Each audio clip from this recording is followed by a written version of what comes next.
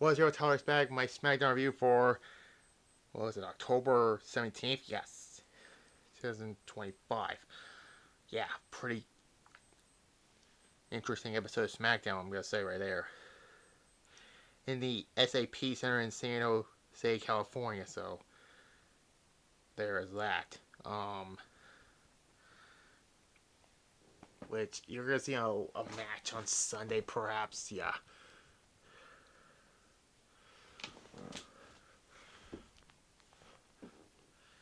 And so you're gonna see that. Anyways, they started what happened on Raw with Seth Rollins being turned on, and then cuts to Nick Aldis. He talked about, he welcomed everyone to SmackDown. Said there's a match between Drew McIntyre and Jay Fatu, quotation marks, to determine the number one contender for the WWE Championship. The winner will take on this man Cody Rhodes, who comes out. And he said at Crown Jewel, Seth Rollins beat him for the Crown Jewel Championship. It split him to the bone to do so, and he thinks he and Seth do not need to be in the ring together ever again. You don't need 20/20 vision to see that Seth has issues with the bronze and with the Oracle. Seth needs to handle business, and we handle a SmackDown business. And he talks about the number contenders match for that. He's ready for Friday night. The lights are bright, and the road to Saturday Night's main event begins. But shouldn't it be the road to Survivor Series also, because that's coming up soon. Anyways, then the Mafia shows up. Solo Sikoa and his MFTs, they stop at their AEW cameraman and take a picture of Ray Phoenix. And Solo tells the cameraman to take a picture of them. Ray says he is not done. Ray and Solo are faced together, and then Tama Tonga hits Ray Phoenix, and Solo tells him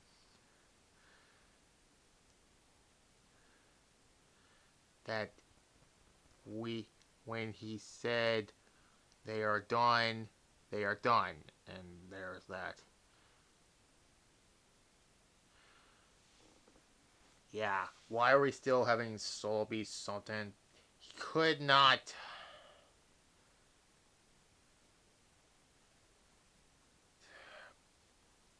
He couldn't be a great U.S. champion. I'm sorry, but that's how it is. Regardless, let's get on to the wrestling portion. For the women's tag team titles, Alexa Bliss and Charlotte defeats Soruka and Saria. This was actually shockingly a damn good match. The champs retained, which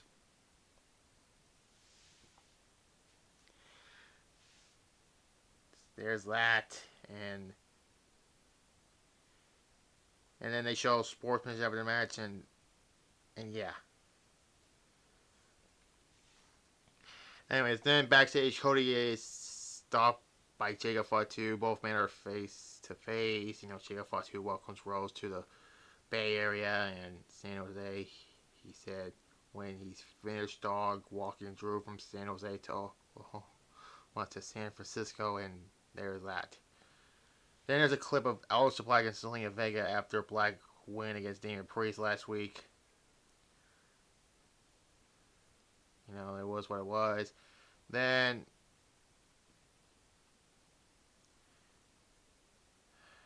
Sami Zayn was confronting Nick Aldis, and then the Miz was there also.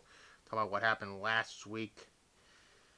Miz was going to answer the U.S. Open Challenge, but then Carmelo Hayes stops him, and then the person who answers the Open Challenge was a returning Ilya Dragunov, and he beat Sami Zayn for the United States title, which, yeah, he had help from Solo distracting Sammy, but that was basically it.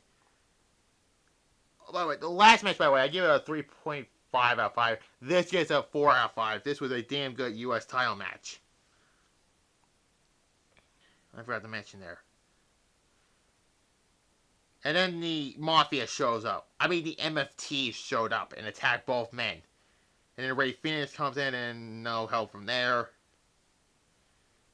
And then the lights go out. We saw Bo Dallas. He says, knock, and the door will be open. And then the Y6 comes in and they stare up with the MFTs. Then they show what happened with the highlights between the tours of Australia and Japan. There's that. And then it's the fucking Barbie Doll Gets interview. So close to not have an episode without her. She gets referred by Keanu James and they'll have a match next week. Blah. Then there's a video of the Morrissey Machine Guns during their second year in WWE. And they were entered by Los Garças, and the Morrissey Machine Guns defeat Los Garças. A pretty good match also. At least the Morrissey Machine Guns finally won a match, finally. Yeah, I give it a 3 out of 5, another good match. Then they cut backstage where Fraction is backstage, who were watching the match. They talk about the tag team division and comes DIY, and then they said the Street Fighters are choke artists and Fraction are delusional and Los Garças are losers, and yeah. Okay, now we get to the part where we got to just rest the elephant in the room.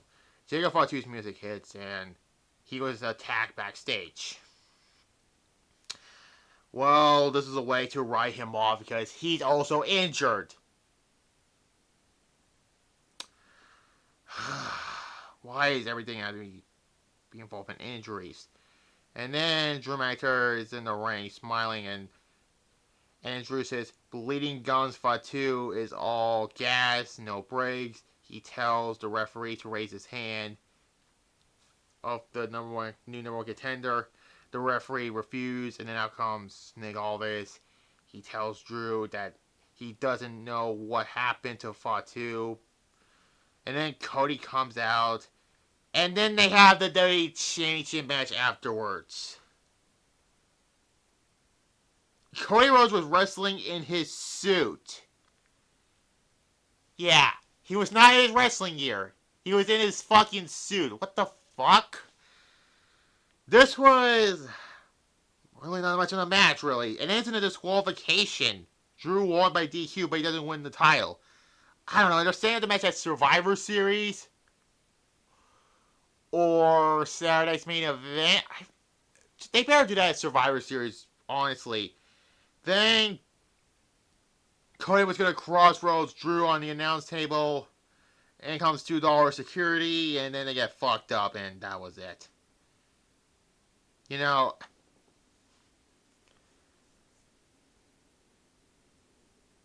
So yeah, that was SmackDown.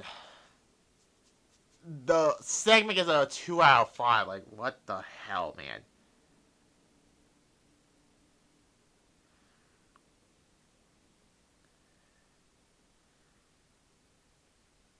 So yeah, all in all, good episode of SmackDown. So I'll give this a B plus. Yeah, a B plus.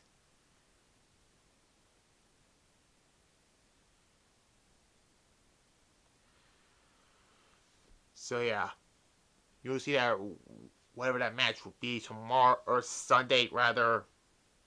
I'm going to be the Raw review, and then Tuesday.